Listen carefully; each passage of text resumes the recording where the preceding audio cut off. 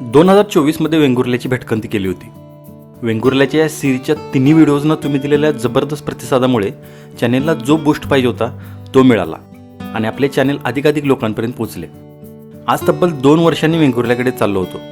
Plan असा होता की वेंगुर्ल्यातील गेल्या वेळी राहून गेलेला काही भाग आणि जवळची काही ठिकाणे कव्हर करणे. आजच्या भागात शिरोड्याच्या स्वच्छ सुंदर समुद्रकिनाऱ्याची सफर असणार आहे. देव वेतोबाचं दर्शन तुम्हाला घडवणार आहे.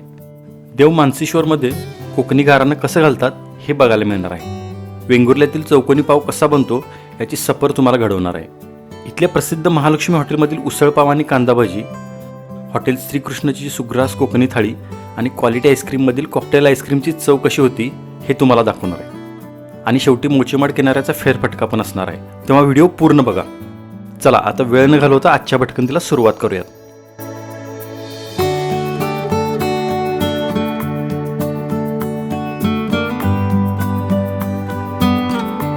शिरोड्यात येऊन पोचलो. शिरोडा किनाऱ्याच्या अगदी खेटूनच असलेल्या या सनशाईन रिसॉर्टमध्ये आजचा आमचा मुक्काम असणार होता. खूप मोठी अशी प्रॉपर्टी आहे. पार्किंग पण अगदी प्रशस्त आहे. यांच्याकडे AC नॉन AC प्रकारात या डबल बेडरूम्स आहेत, ज्याचा चार्ज 1500 ते 2000 रुपये असा आकारतात. यांच्याकडे किचन सेटअप पण असून नाश्ता जेवण ऑर्डरप्रमाणे बनवून देतात. इथं आम्ही बांगडा आणि सुरमई थाळीची ऑर्डर दिली होती. छान होते जेवण. मी रिकमेंड करू शकतो तुम्हाला. आणि 20 पावलांवर अगदी शिरोड्याचा किनारा आहे, त्यामुळे ती एक अजून भारी गोष्ट इथं राहण्यासाठीची आहे. रूमवर सेटल होऊन आम्ही आता आरवलीच्या दिशेने निघालो होतो. आरवली शिरोड्यापासून 5 किलोमीटर अंतरावरती आहे.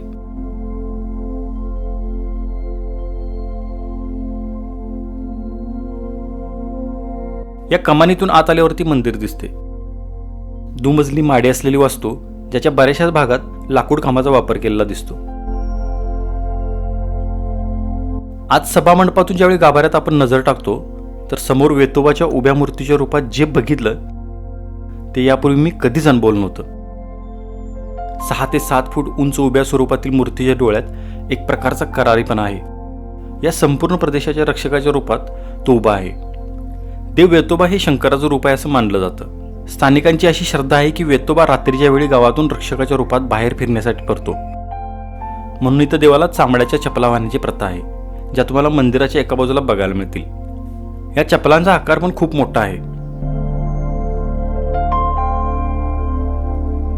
1660 पासून हे मंदिर अस्तित्वात आहे असा उल्लेख आहे. आरवलीतून निघून परत शिरोडा बीचकडे आलो.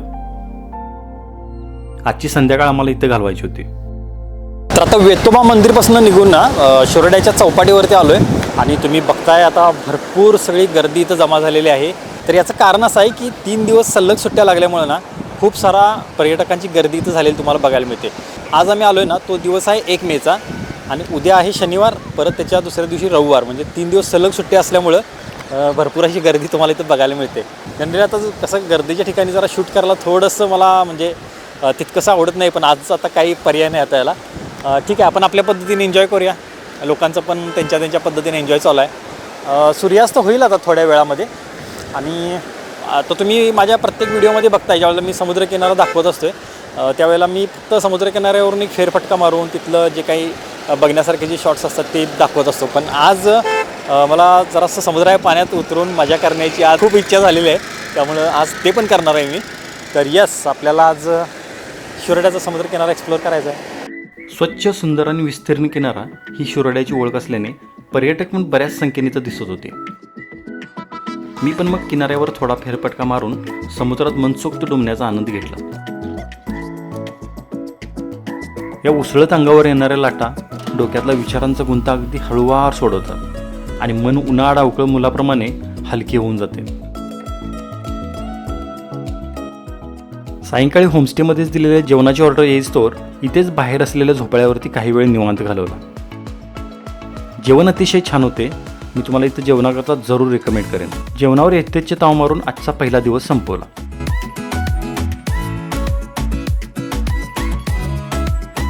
आज दुसऱ्या दिवसाची प्रसन्न सकाळ आणि अशा या सुंदर आल्हाददायक सकाळी आमचा व्हाईट हॉर्स मोचेमाडच्या दिशेने धावू लागला.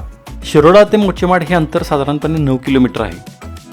कोकणातील ठिकाणे सुंदर आहेतच, पण तिथंपर्यंत पोहोचतानाचे वाटेत लागणारे छोटे छोटे पूल आणि खाडीकाठ न्याहाळत जाणे हे एक अजूनच वेगळंच सुख आहे. मोचेमाड आता जेमतेम 2-3 किलोमीटर राहिले होते. रस्त्याच्या दोन्ही बाजूला गर्द झाडी दिसत होती. फणस आणि आंबे हा कोकणी रानमेवा जागोजागी झाडांवर लगडलेला दिसत होता. किनाऱ्यावर पोहोचलो तर काही मच्छीमार मासेमारी करून परतलेले होते. जाळे सोडवून काही सापडले का हे बघणं चालू होतं. या डब्यात बघितलं तर काही मासे आणि खेकडे मिळाले होते. सकाळची प्रसन्न वेळ आणि किनाऱ्यावर गर्दी काहीच नव्हती, त्यामुळेच हा एक क्वालिटी वेळ आम्ही ते एन्जॉय करत होतो. तर मोचेमाडच्या समुद्रकिनाऱ्यावरती मी आता आलो आहे. काल आम्ही जिथं ज्या होमस्टेमध्ये राहिलो होतो ना, त्या होमस्टेच्या ओनरने आम्हाला सांगितलं की हे मोचेमाड ते रेडीपर्यंतचा हा एकच अशी किनारपट्टी आहे. साधारण काहीतरी 8 किलोमीटरचं अंतर त्यांनी सांगितलेलं आहे. मग आता हे मोचेमाड किनारपट्टी, मोचेमाड गावाच्या नावावरून ह्या किनारपट्टीला पण मोचेमाड असं नाव पडलेलं आहे. आणि आपण काल जे होतो ते शिरोड्यामध्ये होतं, म्हणजे शिरोडा गावावरून त्या किनारपट्टीला तसं नाव पडलेलं आहे. आणि हा मोचेमाडचा समुद्रकिनारा तुम्ही जर आता बघताय ना, खूप मोठा असा समुद्रकिनारा आहे आणि असा एक मैदानी असा भाग तयार झालेला आहे. म्हणजे एन्जॉय करण्यासाठी, पाण्यात खेळण्यासाठी वगैरे ना, हा अतिशय सुंदर मला असा समुद्रकिनारा वाटतो आहे. इथं आलो त्यावेळेला इथल्या काही स्थानिकांनी एक मासेमारीचा एक कॅच केला होता. ते त्यांचं मासे वगैरे सगळं सोडवून घेण्याचं काम चालू होतं. त्यांनी काहीतरी ताईनी असं नाव सांगितलं त्याचं. आम्ही रापणविषयी विचारलं, पण रापण काहीतरी डिसेंबरपर्यंत चालते. तर अशा प्रकारच्या मासेमारीला त्यांनी ताईनी असं नाव सांगितलं. माझ्या मागं एक डोंगर सदृश्य भाग दिसतोय तुम्हाला आणि त्याच्या मग बाजून अशी किनारपट्टी सगळी सुरू होते. शिरोड्यापेक्षा मला गर्दी थोडी इथं कमी वाटायला लागलेली आहे. पर्यटक आता माहीत नाही, आता सीझन असून पण इथं पर्यटक जास्त नाही आहेत. पण मला खरं म्हटलं तर ना, शिरोड्यापेक्षा हा समुद्रकिनारा मला खूप आवडला. म्हणजे पाण्यात जसं मी म्हटलो आता की एन्जॉय करण्यासाठी ही किनारपट्टी मला जरा सुरक्षित वाटते आणि सुंदर आहे एकंदरीत वातावरण. तुम्ही जरूर इथं भेट द्या. तुम्ही एक नक्की वेगळा काहीतरी असा समुद्रकिनारा अनुभवण्याचा आनंद तुम्हाला इथे येऊ शकतो.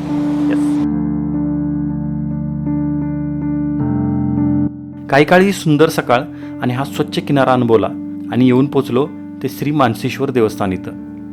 वेंगुर्ला शहरातून साधारण 1 किलोमीटर आणि मोचेमाडपासून 7 किलोमीटरवरती हे देवस्थान आहे. इथं आलो तर मंदिर वास्तू अशी काही दिसतच नव्हती, पण भरपूर सारे केशरी कलरचे झेंडे इथं लावलेले दिसले. पुजाऱ्यांची सकाळची पूजा चालू होती. आमचे दर्शन झाल्यावरती त्यांनी आमच्यासाठी मानसेश्वरला गाराने घातले. शांत पाटील मंचेश्वर आमच्याला बोलतो तू मंचेश्वर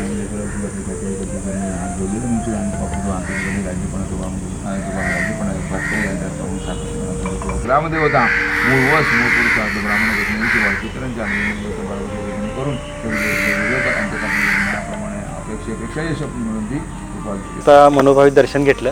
माझ्याबरोबर आता इथले मुख्य पुजारी जे आहेत सदानंद कुबल काका, मला असं विचारायचं होतं की इतके सारे झेंडे इथं दिसत आहेत, तर हे झेंडे असं लावण्यापाठीमागचं काय कारण आहे? देवाचं मानाची निशाणकाठी आहे. नवसाठी असतात हे मानाची निशाणकाठी. माघ शुद्ध अष्टमीला ही मानसेश्वरची जत्रा भरते. मानसेश्वर म्हणजे मनातली इच्छा पूर्ण करणार मानसेश्वर असं नाव आहे. आणि हे कसं ते मूर्ती वगैरे नाही, निर्गुण उपासना आहे. म्हणजे मनाच्या कल्पनेप्रमाणे तुम्ही ते त्याची उपासना करू शकता. कसे म्हणजे कोण विष्णूच्या स्वरूपात करतात, कोण शंकराच्या स्वरूपात करतात. ह्या देवाला जास्त आवाज वगैरे चालत नाही. आणि त्याचप्रमाणे इथे आता इथे वाहन वगैरे जातात, कोण हॉर्न वगैरे वाजवणार नाही, काय असं शांततेनं. म्हणजे देवाला इथं शांतता पाहिजे. तुम्ही इथं गोंगाट करायचं नाही, म्हणून इथं जाणारी वाहनं पण इथं हॉर्न वगैरे वाजवत नाही. आणि जे काही उत्सव असतो तो त्या HP चा पंप लागला आम्हाला येताना, तिथं सगळा उत्सव होतो. अच्छा, तर अशी ही मानसेश्वरची आख्यायिका आहे. कोकणात जसं बघतो की मंदिरांमध्ये वेगवेगळ्या प्रकारच्या रूढी परंपरा असतात आणि काहीतरी त्याचा एक इतिहास असतो त्या मंदिराचा. तर इथं पण असा एक वैशिष्ट्यपूर्ण इतिहास आपल्याला काकांनी आता सांगितलेला आहे. तर तुम्ही वेंगुर्ल्यात जर कधी आलात तर मानसेश्वरला जरूर भेट द्या. धन्यवाद काका. धन्यवाद. महाराष्ट्राची खाद्यसंस्कृती खूपच समृद्ध आहे. इथली काही शहरं तर तिथे मिळणाऱ्या युनिक पदार्थांवरूनच ओळखली जातात. जसं मुंबई म्हटलं की वडापाव नजरेसमोर येतो. कोल्हापूर नाशिक म्हटलं की चरचरीत मिसळची चव जिभेवरती रेंगाळायला लागते.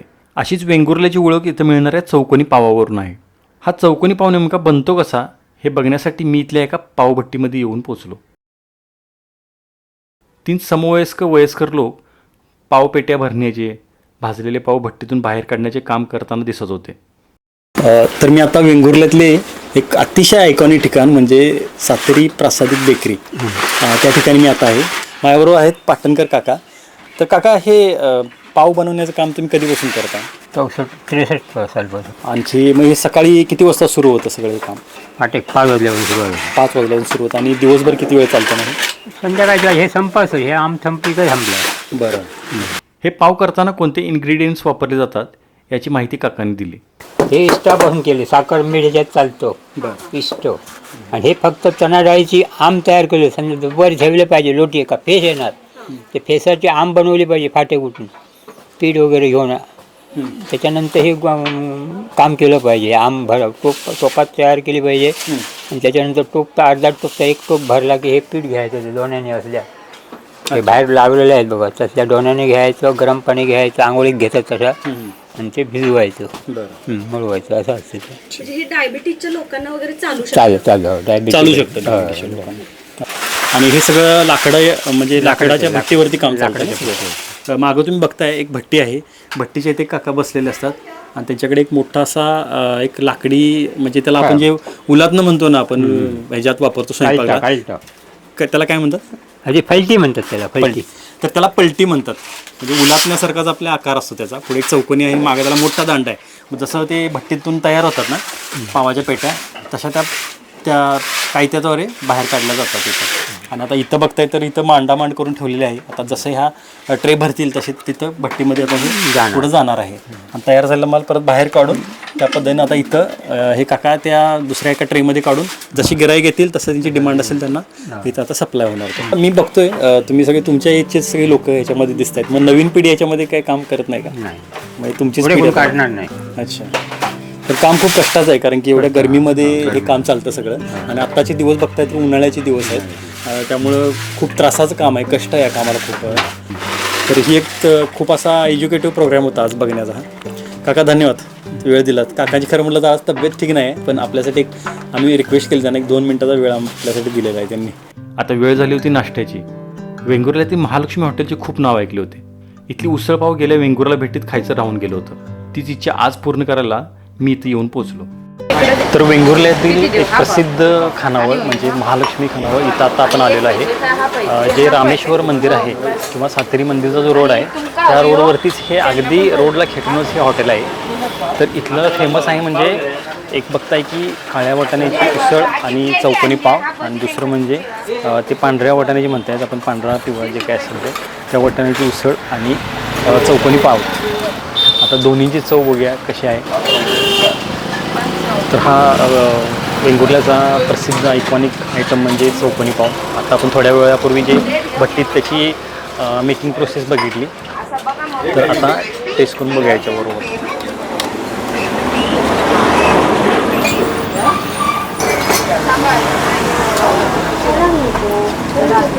बटाटे भाजी अतिशय सुंदर झाली आणि ह्या तिखट नाही जास्त, सगळ्या ऑल एज ग्रुपसाठीची ही उसळ आहे असं म्हणू शकतो. आणि सगळ्यात महत्त्वाचं म्हणजे याच्याबरोबरती ही खेकडा भाजी पण दिली जातात, ही पण इथं खूप आवडीने खाल्ली जातात.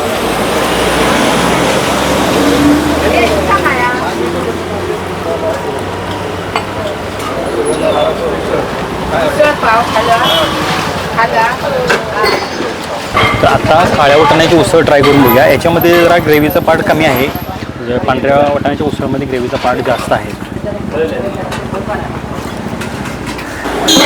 सुंदर कोकणी मसाल्याचा टच जो आहे ना तो अतिशय सुंदर राहिला.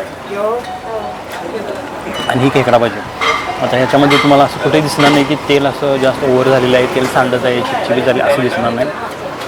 अतिशय व्यवस्थित आणि कुरकुरीत झालेत खूप. एक्सलेंट उसळ आणि भजी दोन्हीचं कॉम्बिनेशन एक्सलेंट आहे. छोटीशी 3 टेबल खुर्च्यांची बैठक व्यवस्था आणि घरच्या सदस्यांकडून चालवलं जाणारे हे हॉटेल. वेंगुर्ल्यात आलात तर नाश्त्याकरता इथं आवर्जून या. दिवस जसा जसा पुढे चालला होता तशी अंगाची लाही व्हायला लागलेली. साहजिकच होतं, कारण ऐन उन्हाळ्यातच ही ट्रिप प्लॅन करून आलो होतो. आता काहीतरी थंड खाऊन पुढचे ठिकाण करावे असे ठरवून वेंगुर्ल्यातील या क्वालिटी आईस्क्रीममध्ये आलो. इथली कॉकटेल आईस्क्रीम आणि मँगो फालुदा मला ट्राय करायचा होता. आत आलो तर कॉकटेल आणि फालुद्याच्या ऑर्डर्स सजवायला घेतल्या होत्या. हे बघूनच जास्त काही धीर धरवेना, लगेच काउंटरला ऑर्डर दिली आणि गर्दीतून एक टेबल पकडला. तर एक कॉकटेल आईस्क्रीम आणि हे दुसरं म्हणजे मँगो फालुदा. तर दोन्ही आपण ऑर्डर केलेलं आहे. दोन्हींची खूप चर्चा ऐकली की दोन्ही खूप सुंदर आहेत म्हणून होतं. गेल्या वेळी ज्यावेळी वेंगुर्ल्यात आलो होतो त्यावेळेला शेड्यूल खूपच टाईट होतं, त्यामुळे हे खायला मिळालं नव्हतं. आता याच्यामध्ये बघाल तुम्ही तर आईस्क्रीमचे एक 2-3 स्कूप टाकलेले आहेत त्यांनी. त्याच्यानंतर दूध कोल्ड्रिंक आहे, ड्रायफ्रूट्स आहेत, चेरी आहे, त्याच्यानंतर हे जेलीसारखं दिसते, बरेचसेच इन्ग्रेडियंट्स आहेत. तर बघूया कशी टेस्ट आहे. आता ह्याला कॉकटेल म्हणण्याचं कारण असं आहे की ह्याच्यात या बेसला वेगवेगळी फळं टाकलेली आहेत, त्यामुळे त्याला कॉकटेल असं त्यांनी नाव दिलेलं आहे. हे आता तुम्हाला सफरचंद दिसतं आहे, अजूनही बरीचशी केळी आहेत, त्याच्यानंतर द्राक्षे टाकलेले आहेत.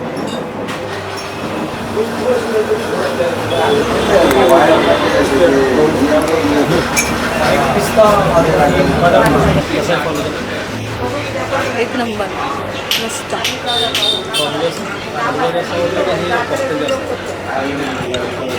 मला फालुदा जास्त आवडले.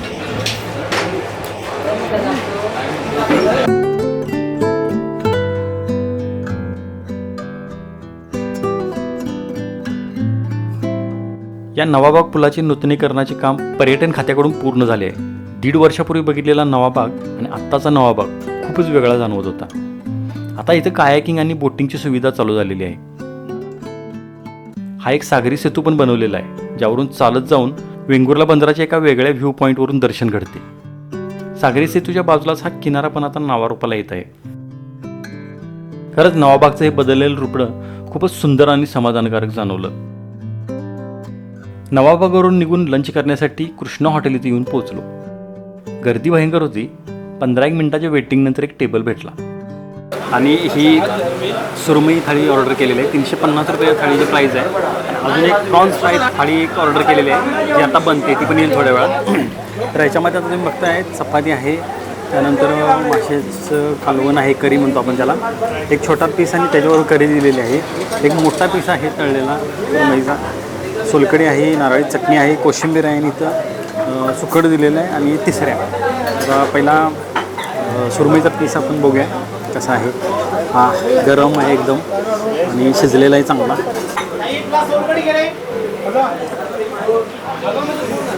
सुंदर सुंदर अप्रतिम.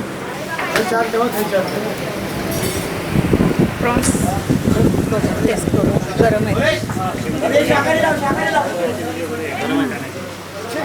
गरम आहे, एकदम फ्रेश आहे, एकदम अगदी खोबऱ्यासारखं लागतं. जबरदस्त आहे, जबरदस्त.